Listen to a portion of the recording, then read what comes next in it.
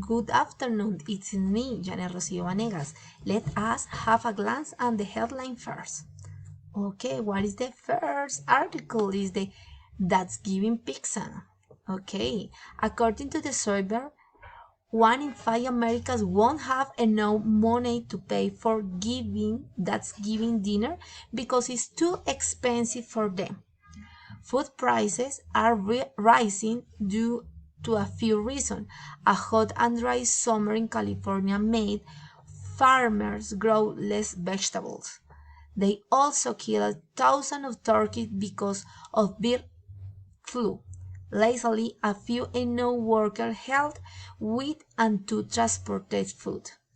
The reasons are why food prices are rising. Vegetables went up 90% since last year. A pound of turkey went up to $1.99 from $1.50 since last year. Many people want to save money on this year's Thanksgiving. Some people are planning to have a smaller dinner or to ask their guests to bring their own drinks. People in JC are planning to have soup, salad, or pizza. Now back to the studio. Thank you. That's it for today.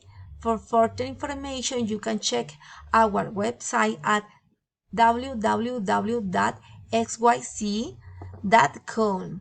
Till next time, take care.